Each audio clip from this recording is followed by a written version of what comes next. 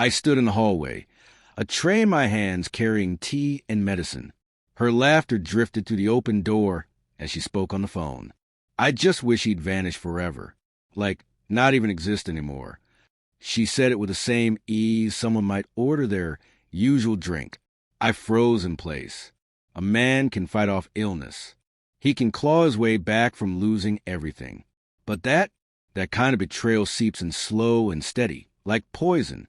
9 years ago, I walked away. No goodbye note. No suitcase by the door. No final argument. I just stepped outside and never turned back. She wouldn't miss me. She told someone that once. Sarah and I had been married for 6 years. In the beginning, she looked at me like I was her world. I didn't have much to offer, barely enough to get by, but I believed I was enough for her. She stood by me when my second venture crashed and burned. She held my hand through sleepless nights, took care of me when I was bedridden, smiled when there wasn't much to smile about. But something changed. One night, while she thought I was fast asleep beside her, she whispered into her phone, "He's not a man. He's just a heartbeat dragging me down." That was the first fracture. Then came the withdrawal, the quiet contempt. Her phone always face down, the warmth gone from her eyes. I stopped questioning. When I left, it wasn't to escape. It was to evolve. I vanished beneath the radar. New city, nights spent on graveyard shifts, days learning to code, instant noodles for dinner, 4 hours of sleep. Pain can fuel miracles. 2 years in, I sold my first app. Nothing big, but enough to breathe. By year 4, I launched a cybersecurity platform. A defense contractor bought it out. The check had more zeros than I'd ever seen. At year 6, Echo Industries was born. 2 years later, we went public. By the 9th year, I was on the Forbes list.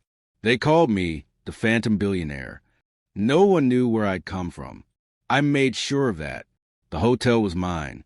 A fresh launch, red carpet, reporters, champagne glasses clinking. Everyone who was anyone in town showed up.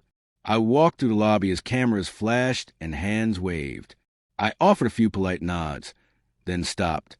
There, leaning by a marble column, stood a woman in a worn uniform. Her eyes looked hollow. Her hands gripped a mop. I blinked. It was Sarah. Her expression fell apart. Her mouth opened slightly. Color drained from her face, and her knees buckled. People rushed to help her.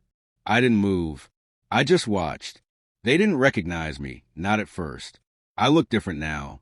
Clean cut, strong, wrapped in a custom suit that fit like armor. But she saw. She knew. They brought her water, led her to the staff lounge.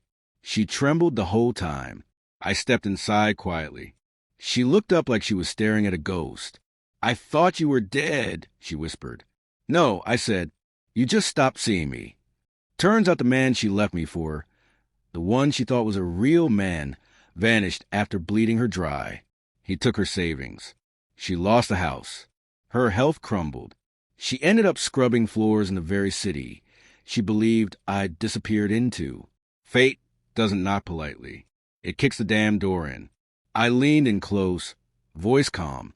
"I bought this hotel 6 months ago. I could have fired you the moment I saw your name on the employee list." She recoiled. "But I didn't. You don't matter enough for that." That broke her. She wept, said she was sorry, said she was weak, said she never believed I'd make it. That part, at least, was honest. I straightened my jacket. "There's a gala tonight. I'll be hosting it in the main ballroom. You'll be mopping the floors there. Try not to miss a spot." Then I walked away. An hour before the event began, I sent her a package. Inside was an old photo, the two of us when we were still naive and full of dreams. There was a letter, too. "You once wished I'd disappear. Now you live beneath my shadow." A severance check, more generous than she deserved. And a one-way plane ticket. Anywhere she wanted. I gave her something she never gave me. A choice. She never showed up for work again. Not the next day. Not the one after.